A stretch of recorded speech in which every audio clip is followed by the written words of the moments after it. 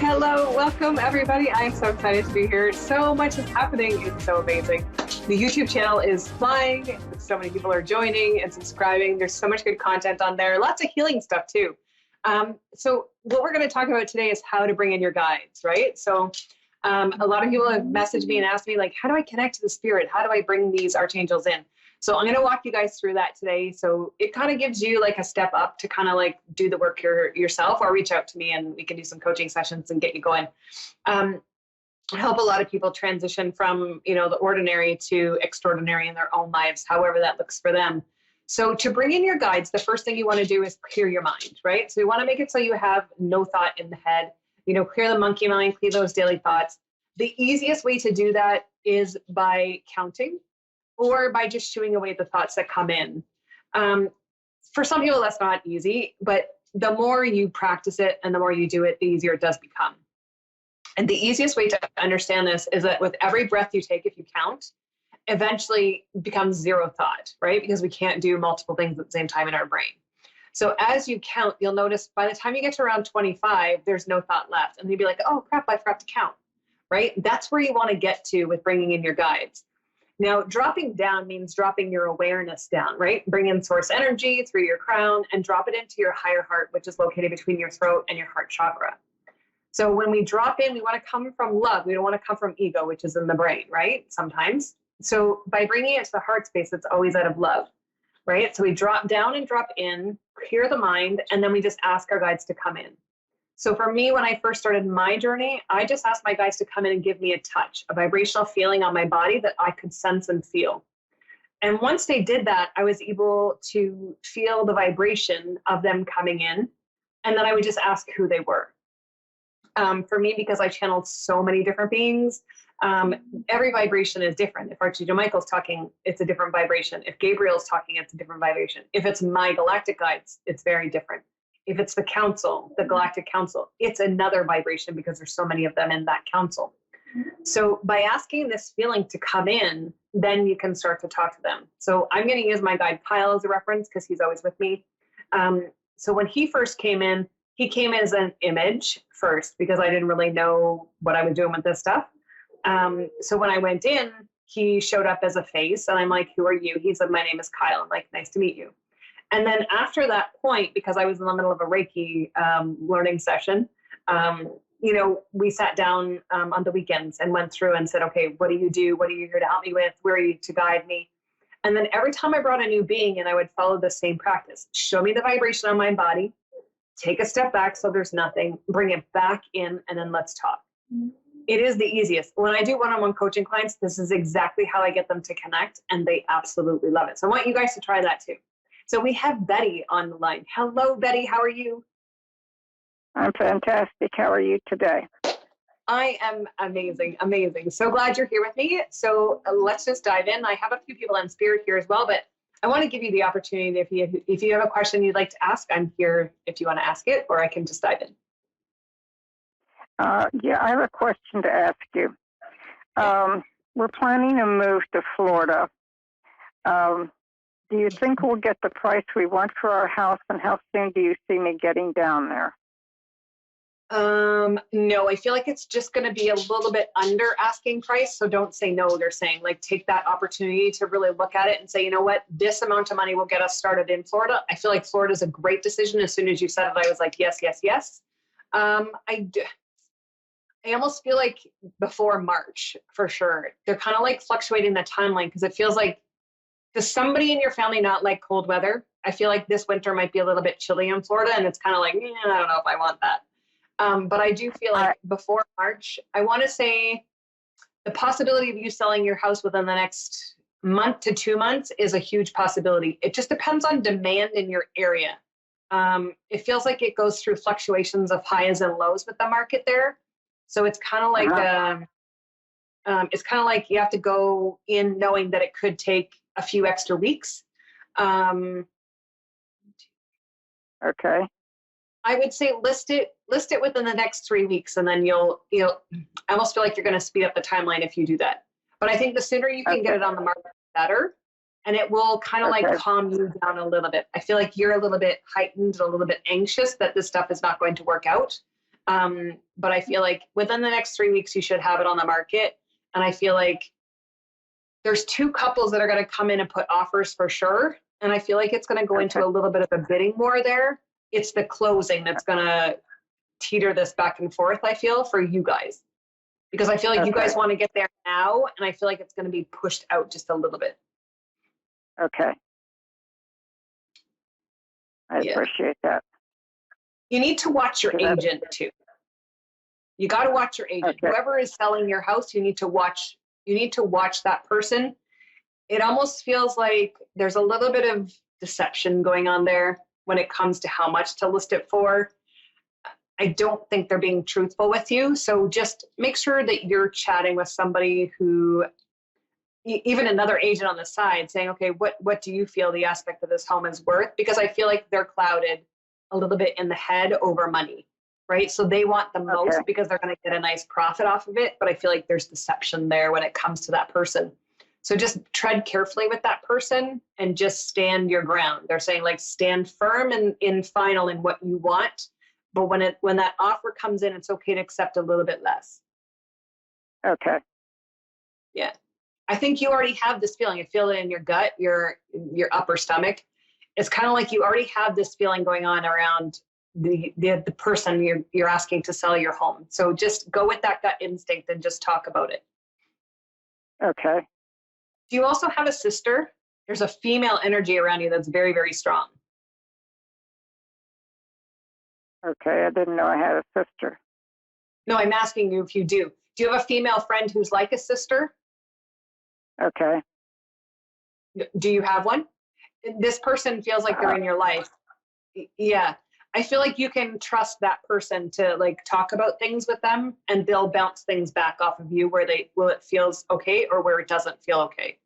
So use that as a stepping tool for yourself to launch off of that for help. Okay. You also have a gentleman in spirit who's standing on your left side. I want to say grandfather. It's not your dad. Dad feels much further back, but there's a grandfather. He says, I'm standing beside you and I'm protecting you. It's like he's got a shield and a sword. So he's like, I'll defend you. Just know that he's there and he loves you and he's protecting you any step that you turn. So he's going to try and manipulate this house deal for you as well. But it's about you standing in that power instead of him doing all the defending. So I think it's time for you to step into that, the knowledge and the power that you have to say, I want this, nothing else. Okay.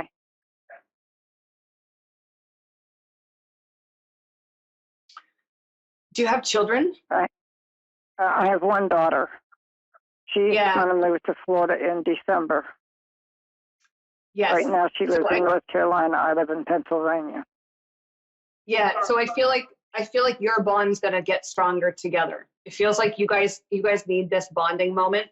Once you get there and once you guys get settled, I feel like you need to bring that bond closer together with her. I feel like she's a little bit lost in certain directions in her life too. And I feel like you're going to be the one to step in and help her and guide her. She needs a little bit more of that. She feels a little bit lost in the background of certain situations that are going to arise for her, even though it's already happening now. She's not realizing 100%. But I feel like you got to step in and help guide her just a little bit to bring that part of herself forward more. Okay. Yeah. But you've got other people standing in spirit too. They just want to, they're like busting in going, we love you. We support you. You've got this. Don't give up. Everything is going to happen in the right timing for you. Okay. Yeah. Okay. Who? I'm sorry, go ahead. No, you go ahead. I also have a grandson that is living with another woman that's twice his age, and he's kind of distanced himself from the family. When do you see him coming back to us? Not for a while. Not for a while. Okay. It's a part of his journey that he needs to take. I'm looking, well, I'm not going to dive into his past life, but I do see a past life. They're just showing me just a glimpse of him changing that role. He was much older, dating a younger woman. So he's trying to find the balance of that in his life. If anybody tries to force him to change that, he will like put up more barriers and walls to come back. So just Uh-huh. allow him to do it and just keep that open to him and let him know he can come back anytime. That's what we've been doing. We tell him we love him and he's welcome back anytime. Awesome. That's amazing. Keep going with that. You guys are all very blessed and very loved. Thank you so much for jumping on with me today. I totally appreciate you coming on with me. Well, I thank you so much for taking your time for the reading. I appreciate it more than you'll ever know. Thank you so much, love. Have a great rest of your day. Thanks, you too, dear. Bye-bye. Bye-bye. Hi, Desiree. How are you? Hello. Hi. I can tap in for you. You've got some spirit sitting here. You can ask questions as well. It's totally up to you. I give you the floor. Okay. Let me see. I'll do whatever you think I should do, whatever spirit tells you to do. Yeah, so I want to tap into this older lady because she's just coming in like a force. I feel like you've got a grandmother in spirit who's very much. I could hear you're kind of breaking up a little bit. I'm sorry. Oh, that's okay. Sorry. Yeah, I did freeze for a sec there. So I have a grandmother who's standing here in spirit. She's kind of feisty, very much outspoken, very much like I'm in charge. Listen to me. She's just saying you've got to stand in your power a little bit. You've got to stand your ground. She goes, you're letting that lax a little bit. So she's like, stand in your power, stand your ground. Don't let people walk all over you. You're allowing, there's a young gentleman that's by you and you let him kind of take advantage of you. She's saying that's a no-no. Yeah. Stop that. Okay. Yeah. And I feel like you know this. I think there's more than one. To be honest, I think there's 2 to 3 people that you allow to come in and like ramp all over you. And then it's like aftermath. You're like, oh, shoot, I shouldn't have let him do that. Right. So she's just saying, like, take notice, stand in the knowledge of knowing that you can do better and you can have better. It feels like you're stuck in this cycle of a washing machine that goes around and around. And for you, it's stopping it and getting off of that with these people who do not resonate with you. You're sitting in an old pattern and an old story that's saying, I have to stay here because this is comfort.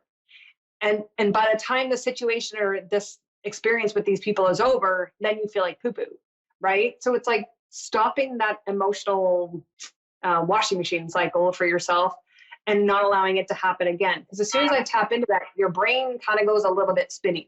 Right? And then your shoulders get stressed, right? So you hold on this energy that says, I have to do this. And you really don't. And she's going to help you. I feel like she's going to start pushing you out of these situations with these people so you can start leaving them behind. It's time for you to make lots of changes. She's saying, she's tapping her wrist on her watch going, that's it, get out. So it's time for you to make changes that might feel really uncomfortable, especially with your friends. You've got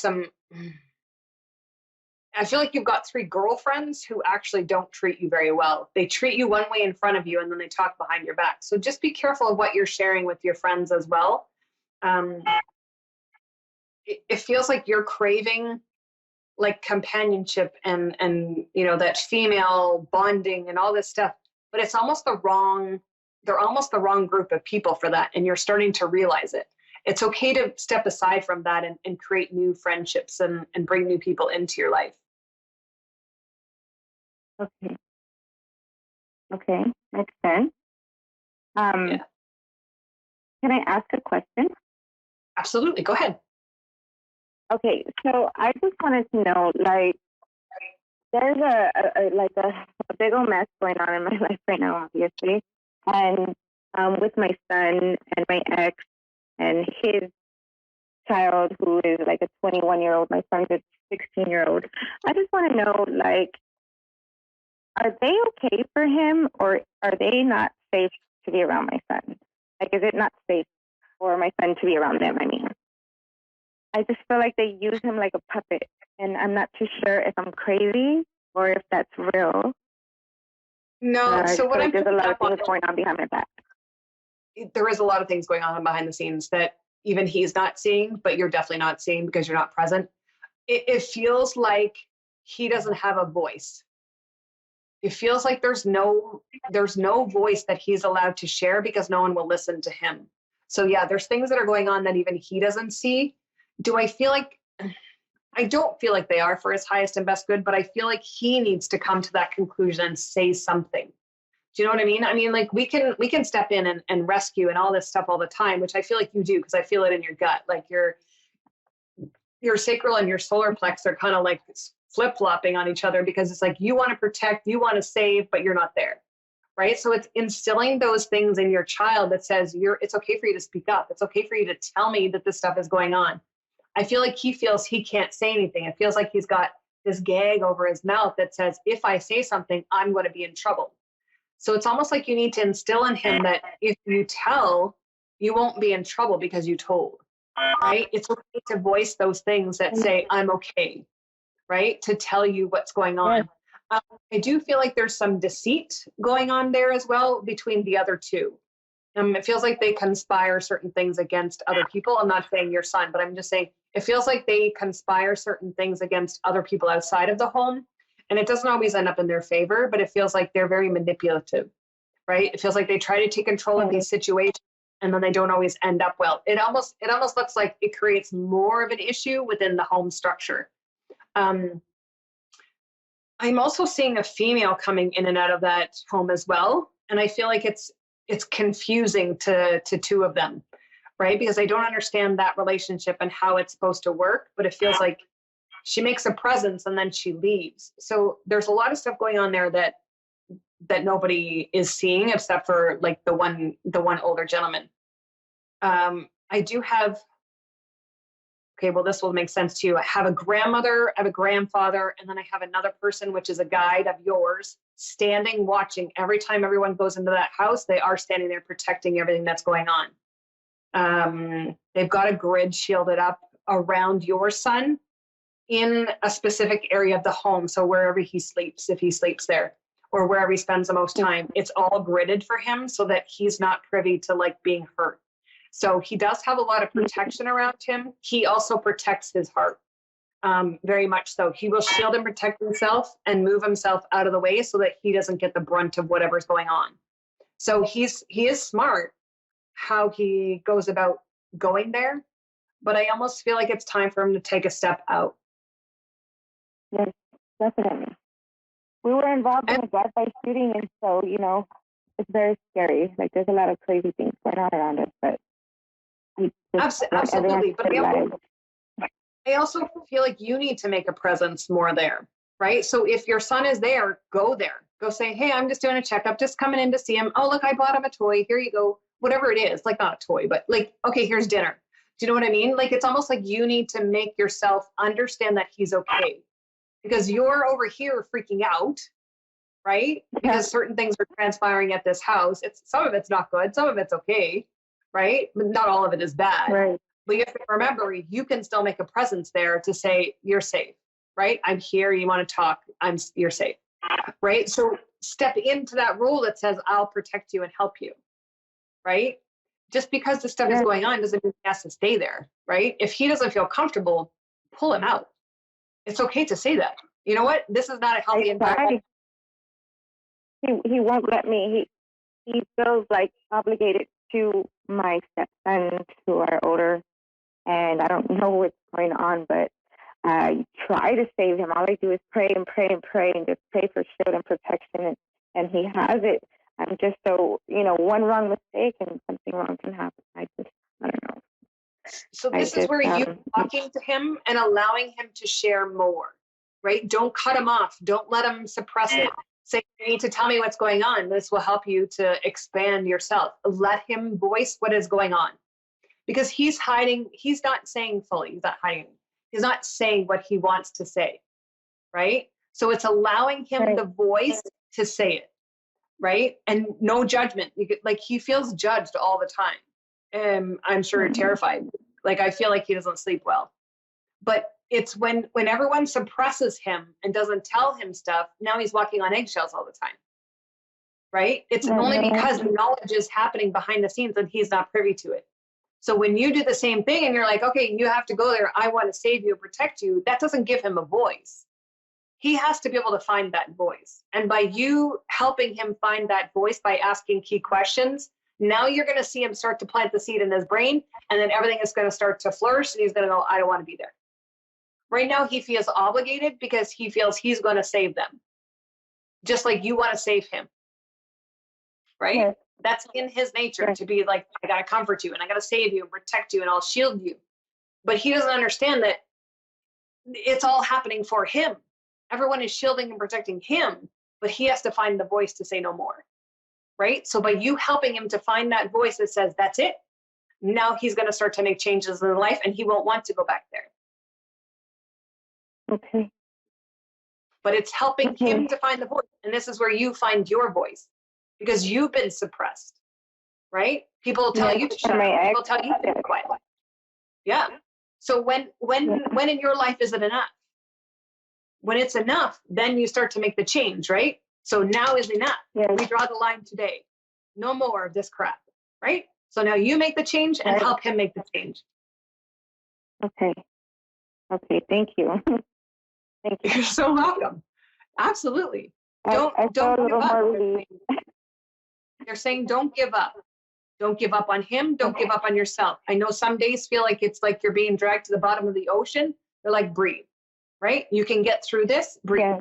Right? Don't let anything get you down. Stand in the pure light of knowing the truth. And if you don't know that truth, go find the truth for you. And then start to share that truth with everybody else around you. I feel like the neighborhoods that you guys all live in, I feel like are starting to shift over. It's somebody has to be the voice of change.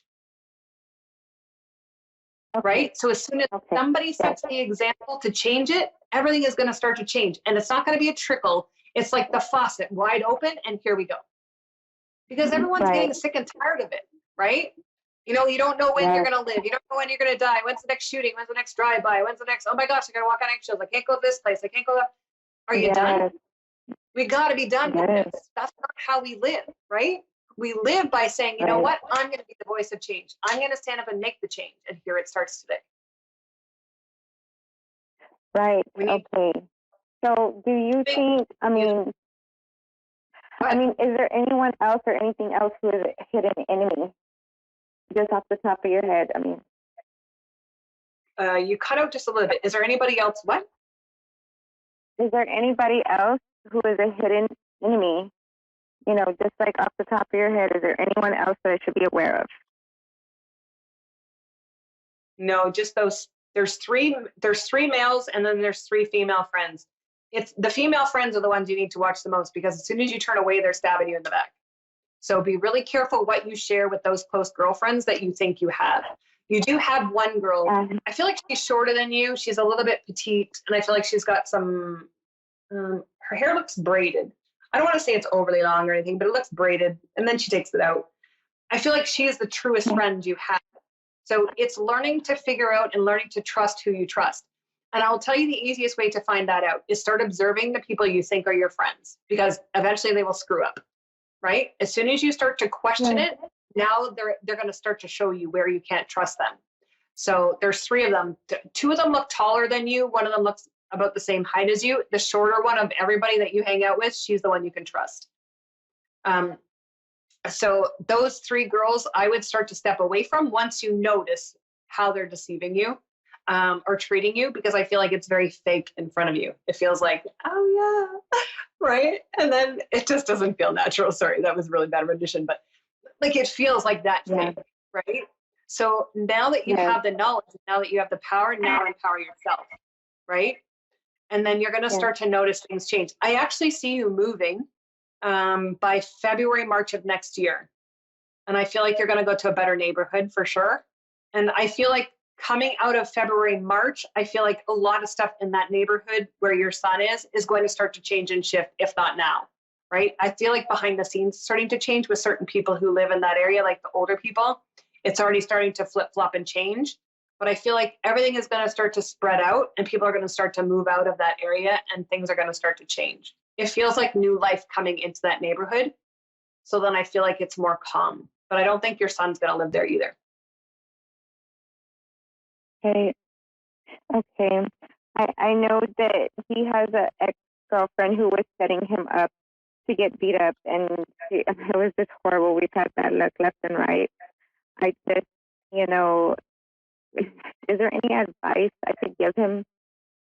He definitely doesn't need a girlfriend right now. I'm hearing very strongly he does not need a girlfriend right now. Right now it's about him seeing himself in the true light. the moment he adds a girlfriend, now there's an expectation, especially with the people around him. It's like, you got to perform this way, you have to be this way, you have to do this. They're saying, let that go to the side for right now. I think the biggest piece of advice they're telling me right now is learn to be one with self, right? He doesn't know how it is to be by himself. It's always like, watch my back. Who's this girl and what's she going to do? There's a lot of girls who want to be with him because of the capital gain they get from being with him. But in the end, he's just miserable, right? So he's not happy being with them. So I think right now it's about him going within and saving himself. I see a girl coming in May of next year. May, June of next year. And I feel like she's the one he's going to marry, but it's not yet. And he's got to learn. He's got to learn first what it is he actually wants. This life of like deceit of around him and people around him, not for his highest good. That's the stuff he needs to learn to move out first. Right? Once he learns to move it out and say, okay, I deserve better and I want better, then everything is going to start to change for him. Who he associates with, who he comes into. The girl I see him with, May, June of next year, she's actually quite petite as well. She's got a little bit bigger, heavier set hips, a little bit bigger, heavier set butt. But I also see like there's so much kindness that pours off of her that it only makes him a better person. She's very gentle, very kind, very loving. She grew up not far actually from where he lives now. So she knows and understands that lifestyle that she was brought in, but she made the change already. So I feel like he's going to meet her near water. There's like a beach or water there. He's going to meet her there at like a party or something. And they're going to hit it off right away. And then he's going to really start to pull away from all this activity that isn't serving him and all the other girls and all this stuff. And he's going to see what it's truly like to step into love. Good. Okay. Yeah. All right. So Well, awesome. that's a really good message for him. Yeah. Thank you so much for joining me today. It was an absolute pleasure to have you on. I hope that helps you and your family. Thank you. Thank you. Thank you so much. I really appreciate you and your time and your gift. Thank you. Thank you so much. You're awesome. Yeah. So this weekend I've got quantum going on. If anybody wants to learn how to do quantum healing, it starts at 11 o'clock on Saturday morning. Now is your chance to jump in. There is so much coming up. If anybody wants to learn how to read auras the really super duper easy way, that's on Sunday. You can head over to my website. Everything is posted there, www.sheri-collins.com. I hope you guys have a great rest of your day. You guys are amazing. I love you. Much love to you and your family. Bye.